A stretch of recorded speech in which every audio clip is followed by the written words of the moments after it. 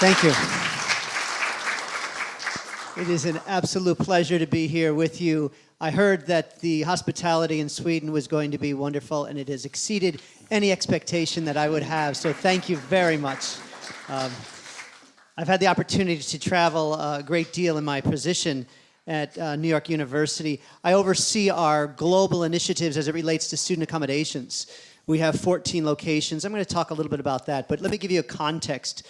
First, I want to talk a little bit about the international flow of students around the world, specifically in the United States, coming and going abroad. And then I'm going to start and talk a little bit about the challenges that we face with our international students at our various locations. And with an emphasis on what we could and should be doing in the student accommodation world. So that will be the focus of my conversation today. So using the Institute of International Education, this information is where it comes from. But so you get an opportunity to see students coming into the United States. There's almost 1 million students coming in internationally each and every year, and that has gone up significantly over the years. We saw the decline after 2001 and the tragedy with 9/11, but we've surpassed that number of students at this point in time. We went up 10% from 2014-15 to 13-14 to 14-15. And you can see where the students are coming from. Asia is the number one area, China, and then we go into the other countries as it relates to India, South Korea, Saudi Arabia, and Canada. We're seeing a real movement in the Asian countries with the uptick and less from European influences. Where are the institutions that host the most students internationally? I am fortunate to work at the institution that has the most international students. We have over 50,000 students at NYU, professional schools, and the traditional liberal arts and college academics. But where are students going? They're going to urban centers, and they're going to research institutions. NYU is the first. Next comes University of Southern California in Los Angeles, then Columbia University, which is one of the Ivy institutions, Arizona State, and then University of Illinois, Urbana-Champaign. How about those who are sending students abroad? I'm fortunate enough to work at an institution that really values global education, and so we send 4,500 students annually abroad. Followed by University of Texas at Austin, their flagship school, Texas A&M, a public institution, University of Southern California, which is a private institution, and University of Michigan, which is a mix of public and private. Where are students in the United States going? Well, you'll be happy to know that Europe is 50% of where our students are going, but we don't see that same influx in the United States. Why? We find that it's the English language that they want to be going to, places that speak English. Our top place of landing is the UK, specifically London, followed by Italy, a mixture between Rome and Florence, and then Spain, Madrid, and Barcelona are the cities. And you're going to see most places, most institutions are sending to urban centers to go to. So I think Stockholm would be a wonderful place for international students to go. How about how long do these students go? We find our students are going for mostly short periods of time, less than 8 weeks. Full academic semesters or a year, about 3%. For a semester, which we look at as a 15-week period, is roughly 35%. But it's the summer, and now, surprisingly, a January term is what we call it, those 3 to 4 weeks between our 2 academic semesters where students are going away. And who is going abroad? Let's look at that information. Again, we see Caucasian students going at the highest rate, multiracial, much smaller, and then followed by Asian, Native Hawaiian, Asian Pacific Islanders. Again, socioeconomic, certainly a factor in why students, who can go abroad. Let me take a moment to describe the NYU experience. We have 14,000 residents when you look at our sites around the globe. And these are the locations in which we're located. We have 66 residence halls and 5 sites that have homestays. We're seeing the homestay area is declining. We're not really sure why, but we think one of the factors, believe it or not, is food. A lot of our locations, the homestays, serve traditional food from that area. A number of our students have very restrictive dietary issues. We never had vegans 10 years ago or 15 years ago. We have students with every kind of dietary restriction. It's hard to have a buffet for students at NYU because you need halal food, you need vegan, you need all kinds of food, kosher, you name it. So to have that kind of diversity of food makes it very challenging for our students. The other thing that we've realized, and I would caution you to think about as you look at international students on your campuses, is services now need to be 24 hours a day, because our students and their parents from all over the world are expecting answers. So when you think about how you're going to set up your facilities and your services, it really needs to think about the 24-hour, 7-day-a-week mentality for our students. Again, we're in large metropolitan areas. We have a diversity of leased facilities and those that we purchased. I'm going to talk a little bit about what do students gain from the abroad experience. And then after I talk about that, I'm going to try to apply it to the student accommodation world and what I think really makes a huge difference for really framing the experience. I use the word socially engineering. I work at NYU. I also teach in the Graduate School of Education. And I teach students who want to work in my profession in the education world. And so one of the courses I teach is the evolution of community and society and how it impacts colleges. Really looking at the influence of Europeans and how they helped create America, and then how we have moved to create colleges and universities. And what I would say is just as important as price point for your students is student engagement. And I really think that's got to be built into an international student experience. So providers, think about the space and how you create the physicality of the space that you're looking to have. But as it relates to gains, here are some of the gains that the research tells us. Certainly a language proficiency. While all of our courses are taught at our global sites in English, we do require in some of our sites for students to have some level of proficiency. In our location in Paris, we ask all students to have some level of proficiency in French. We don't in all our locations. In Prague, we teach courses in Czech so that they can maneuver the city and really get a full immersion in terms of the experience. The international knowledge base. Our students are really seeing at NYU the importance of a global understanding. We are smaller, and we really need our students to think about the impact of whatever profession they choose to go into, how it will lay across the globe itself. And cross-cultural communication. How do we speak? Our nonverbals are very different in the United States than any other place, I find, in most countries.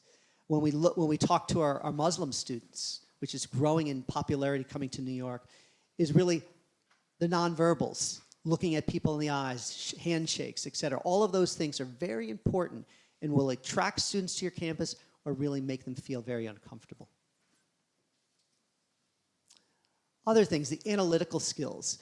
I've had the good fortune of going to a number of conferences in Europe, and certainly in the UK and in Italy, they're talking about soft skills. I don't know how prevalent that is here, but we're really talking about what are the value added for our students. Certainly the cognitive skills, the analytical skills are very important, but the soft skills are just as important for employers. Ernst & Young did a study over in the UK 2 years ago, interviewing employers to see whether the base of employment, college students, were ready to work in the workforce. And they interviewed chancellors and top academic officials at institutions. They interviewed students, and they interviewed the employers. And what the academic officials said, they felt at a 95% rate of the provost in academic offices they talked to, that their students were prepared for the workforce. When they got the same data back from the employers, 20% of employers said that college students were ready. And when they talked to students, 25% of students said they were ready. What was the difference? The soft skills. Were students being able to negotiate, facilitate, time manage, public speak, written communications, things maybe that are not as, except for written communication, focused on in the academic classroom. That's where, and I think American higher education has focused a great deal of time and resources to the experiences that students have outside of the classrooms. The two most important areas that we focus on at NYU outside the classroom is our health services, including mental health services, and our job placement and career services. That's where we're investing our money, our staff's time, and understanding for our students to be successful outside the classroom. So some of these soft skills would be teamwork, how do students work in groups, flexibility, working with diverse backgrounds of people, financial management, can I manage my own resources, and independence. And all of these things are found in an abroad international experience. Students are asked to be on their own, away from their families, their guardians, and forced to have to manage funds, work well with others, and being the other outside of where they feel comfortable. Challenges. Some of the challenges that we face as it relates to students coming in from international locations. How do we frame the experience? How do we welcome our students? I'm going to go through what we have done at NYU that hopefully will help as a framework for what we think is important and how we have framed the experience for international students. In our network, we've really focused on faculty. Faculty playing a very important role outside of the classroom with our students. And we have 5 faculty programs that have made an impact in the residential area for our students. So we have taken significant amount of monies to invest in faculty development. How do we engage with students outside the classroom? I'm a content expert in the classroom, but outside the classroom, I bring other value added. I bring the adult presence ability, I bring the maturity, I bring an analytical skill, I bring a maturity to that residence environment. Very important for us in terms of that engagement. And I mentioned the 24/7 challenges for us and student engagement. So these challenges are framed into certain areas of how I categorize them. The first one I would say is cultural differences. Certainly where our students go, there are places, though I would say in New York, very few, that are more liberal than New York. So our students may have to face that issue. But mostly our students are facing more conservative locations like Abu Dhabi or China. And they have to think about that hat that they put on as a citizen of that location. So we do a great deal of pre-departure information for our students as they think about the locations they're going. For instance, for students of color, and I would define that as African American students or Asian American students, have certain challenges going to certain locations. Buenos Aires is probably one of them for students of color, have a really hard time being welcomed into the Latino culture.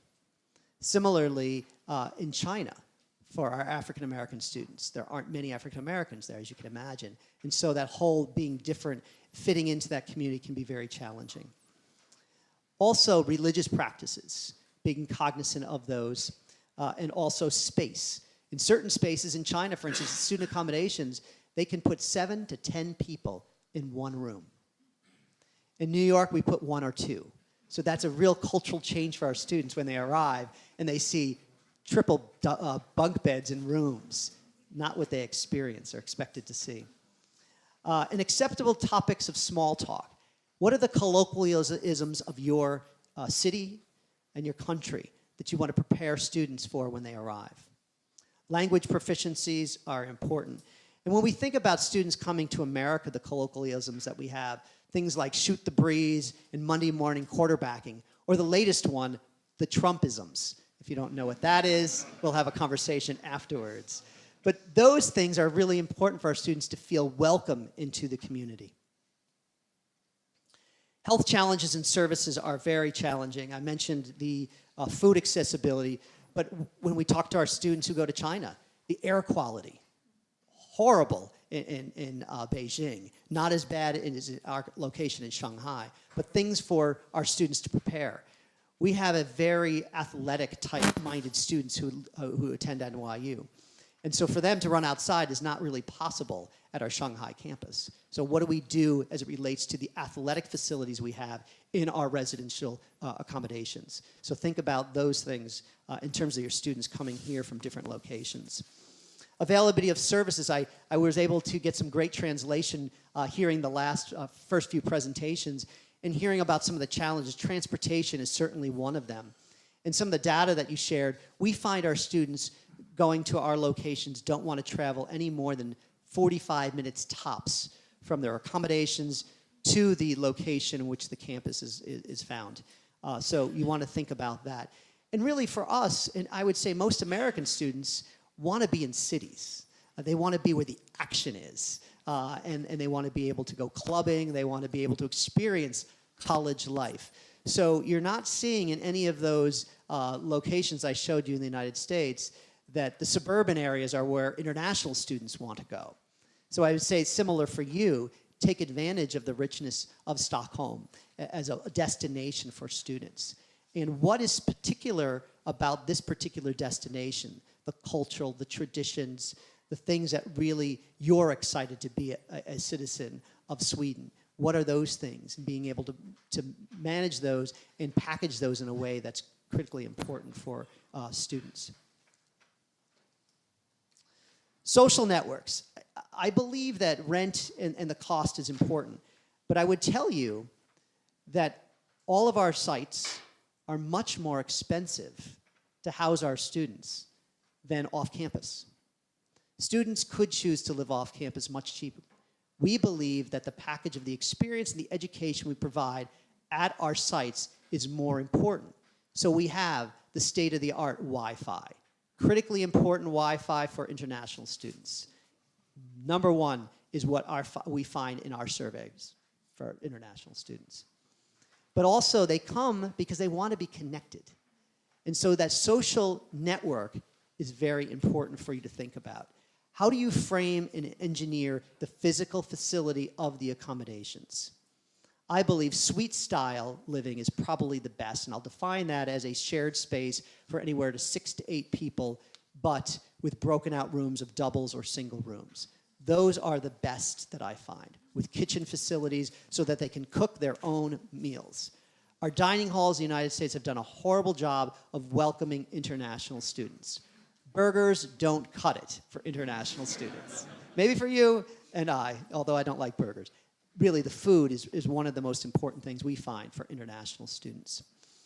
And in terms of the kind of students coming to the United States, we're finding over 55% are male students, whereas 65% females leaving the United States coming. So I don't know in terms of here, you'll probably have more males coming than females, just from my own take on where I'm seeing internationally. But we see much more males and females. It's almost a 60-40 split in higher education in America, males to females to males now. Real change in the last 20 years. So social networks. And a part of the social networks, I will say, how do you bring academics into the experience for students? Academic advising, we bring academic advising into the residential facilities. And one of the best programs that we initiated 3 years ago is what we call Writers in Residence. We bring expository writing faculty members into the residence halls every month for the progressions that they write in the classes. So they are really serving international students. Instead of sending students to services, bringing services to the student accommodations makes a big difference. Meeting the expectations. If you haven't done so, I would certainly encourage you all, those who are working at institutions, to think about what are the expectations of international students. Have you done any data collection based on those institutions those countries that are sending students to you? especially in Europe. Why do they want to come here? What are they expecting? Because if you have a misalignment of expectations and then showing up and they're not being delivered, they're going to be highly unhappy with their experience. So trying to do some data collection in advance is important for you all. We try to do that with our students. We have partners. The IIE is a great partner in terms of getting data related to what college students want coming to the United States, specifically for us, New York City. Because I would say that New York City really is different than the rest of the United States. If you haven't been there, I would suggest that. Tolerance and respect. You know, this particular issue actually is focused on our domestic students and not our international students. We have started to sell NYU as a global network university. That term is GNU. And we use that as a tagline for our institution, specifically for our domestic students, to be prepared to be in a global institution. That we expect integration and that students will benefit from involving themselves in the lives of our international students. And I'll talk to you about a policy decision we made that certainly has made a difference for us. The U.S. Vegas, I don't know if you've heard of Las Vegas, but Las Vegas is a place that says, what happens in Vegas stays in Vegas. And our U.S. students feel that that's what it is when they go abroad. What happens abroad stays abroad. That's a bad mentality to have. We want them to be good citizens, good neighbors, and engaged. So we've really worked on the whole area of internships with our partner cities. And we have partnered with cities. And that's a huge aspect of why we go to the cities we go to. Because our students are saying, we want job preparation. To be able to put on my resume, if I go to Shanghai, that I worked at a bank or I worked at a financial institution, and I want to apply to Goldman Sachs when I come back, that having that global experience makes a difference. So what kind of partnerships can you have with businesses in Sweden? And the US, the Vegas thing, I'm not going to talk about alcohol and drugs, but certainly alcohol is wonderful for our students because 18 in most of Europe, that's wonderful for our students, not so wonderful for us because they come back and they think they can drink at 19 and 20. 21 is the drinking age in the United States, for good or for bad. Approaches. Now I'm going to talk to you about application. I'm going to talk about how we apply what I've talked about in the area of student accommodations. And the first area is the physicality. What have we done to make our international students feel welcome? Well, we have lots of visual artifacts. In all of the student accommodations, we place the flags of all of those students who are living in that building for that year. We also have maps in the hallways where students can identify where they live. Starter as an engagement starter, bless you. And then the whole area of what we call, it's tradition in the United States, the first gathering. The first gathering is where those communities meet with our staff members and they talk about the international experience. So we really frame that experience. We ask students, domestic, where's a place you dream about going? We want to instill that in the life of our student. One of the admissions questions that is asked is, where would you like to go abroad if you have the opportunity? So we really start that process pre-arrival and through their time at New York. We also have clocks all over the place that have the time of day at all of our sites in all of our buildings, so students know what time it is at home. Welcoming and orientating is probably one of the strongest things that we have done. We do have staff members who meet students at airports to bring them to campus and welcome them. But before that, we do some things that has really set the stage for this engagement level. We've created videos, and you can go online and take a look at our videos, of what the American classroom looks like for students, international students, in an American higher education classroom. Specifically for our Asian students, it is not appropriate for them to address their faculty member individually or raise their hand in class. It'd be a sign of disrespect to challenge your professor. Certainly, it's very different. So we need to teach our students. Some faculty allow them to be called by their first name and to be much more informal. That would never go well in Asia. So we really want to have students from different countries understand. Similarly, we create videos for our domestic students to have them prepared what it's going to be like having international students around you. We have gone from 5% international students 7 years ago. We have now 21% international student. Unprecedented growth in terms of the change on our campus. So visually, it's very, very different now from 7 years ago on the campus. We've also put a high degree of training and cross-cultural competence in what we call resident assistants, resident advisors, community advisors. Those are the peers who live in the residence facilities with peers. And they are the ones who are setting the tone for the community.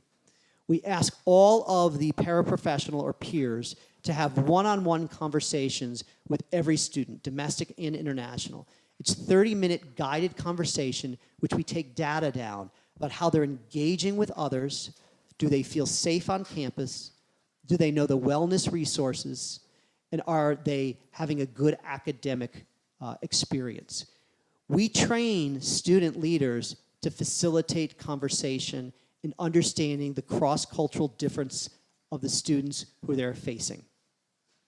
It has made a tremendous difference not only for the level of community that's happening, but for the paraprofessionals who are then more prepared when they interview for jobs, especially in the global context. Also, we do a lot of expectation setting for our students as it relates to the global experience.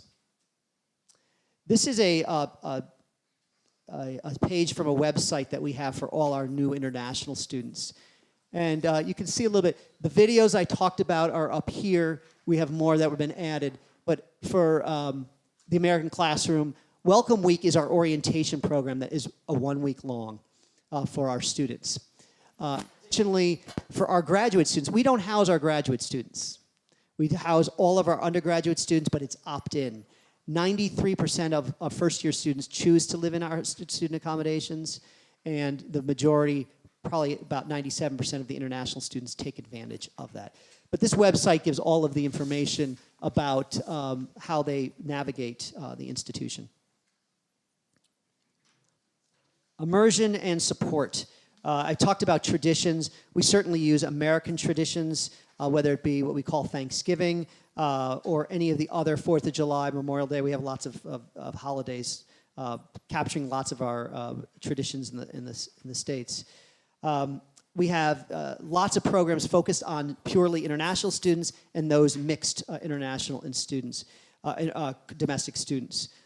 Additionally, we do ESL courses for all of our international students who want to take advantage of them. So those are some of the things that we do. And we certainly have trained our staff significantly in terms of being prepared for an international base of students. The last area I'll talk about is our policies. And really, I talked about social engineering in our residence halls. But now that we have 21% of entering students in our campus, for our campus in New York, we house students by geographical diversity. In the States, it's very much an element of making the customer happy. Luckily, I work at an institution that doesn't believe that. Learning is painful, and it's okay in education to be in pain. It means dissonance is happening. It means you're learning. So we're not necessarily going to make you happy. We're going to do what we think is educationally best for you. So no student can choose who they live with. Instead, they're all housed by geographical diversity. So with 21% of students in residence for first-year students, 97%, we're able to take our inventory of rooms. Every single room has one international student, at least one international student living in it. We have now normalized global experience for our students. Instead of what I would call the ghettoizing, where all of the Chinese students would live in a room together and want to live together, we have now spread that out. We have seen a marked reduction in the number of room changes that students are looking to have. It's amazing. Once you normalize something in a culture, it's the way it is. And students are very excited and now have friends that they can go visit abroad when they want to travel someday. So it's really changed the culture of our campus. We do the same thing at our 14 abroad sites, 13 other abroad sites, so that we are really housing students intentionally. After their first year, they can choose to live anywhere they want, and we see 50 to 60% of those students still residing with their freshman roommate for their second, third year, et cetera. We have other policies that we do in terms of, I mentioned in our College of Arts and Sciences, language proficiency as part of their academic curriculum. A number of our academic programs ask that in New York for our students. The last thing I'm going to give is, and this will be available, I'm sure we'll get this out to all of you, but some of the references that I used are here on the presentation. Great.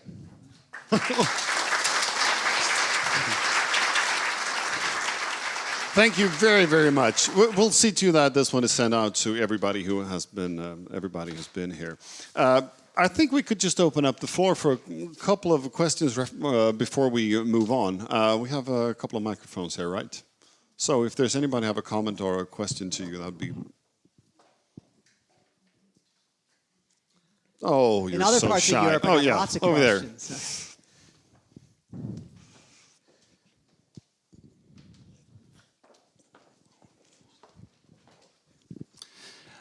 First of all, thanks for a great speech. I was curious about your partner sites. You're mentioning what are your selection criteria for partner cities or your abroad sites? So we have looked at having places that are partners. We have portal campuses, 2 campuses where you can go and have a 4-year degree. We've created that in Shanghai and Abu Dhabi, where the governments have invited us to come there and set up shop. They've provided all the facilities for us, so it's a real investment on their part. The other cities actually have evolved from academic partnerships with particular departments, such as the French department going to Paris, the Italian department going to Florence, and similar in Madrid with the Spanish department. So the sites that we've added recently, Sydney, Ghana, and Buenos Aires, where we wanted to go to other continents to have a foothold in. And we thought that the nature of the particular city brought a difference and a uniqueness to NYU. Yes, another? I wonder, when you send your students abroad, somewhere in the world, do you send them to your own campuses in those countries or to other universities, that's partner universities? Great question. So the faculty in America, the tenure system, is really the strength of an institution. And they have fought the administration in recent years to say that we are bleeding our brand. And so we have taken a step back. We have no longer any partnerships with any institutions in those sites. They're our own campus, they're our own facilities, and our own faculty. The curriculum is created in New York and sent to London, Paris, Ghana.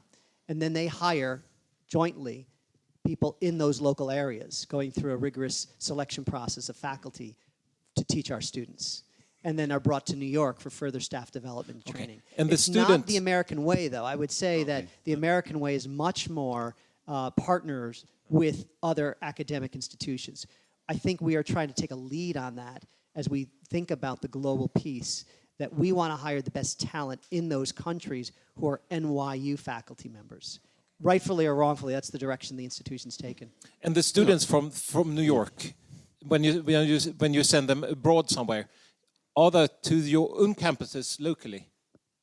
Or is it to other campuses, other universities? No. There are campuses. There are our facilities. Oh, okay. So everything is NYU.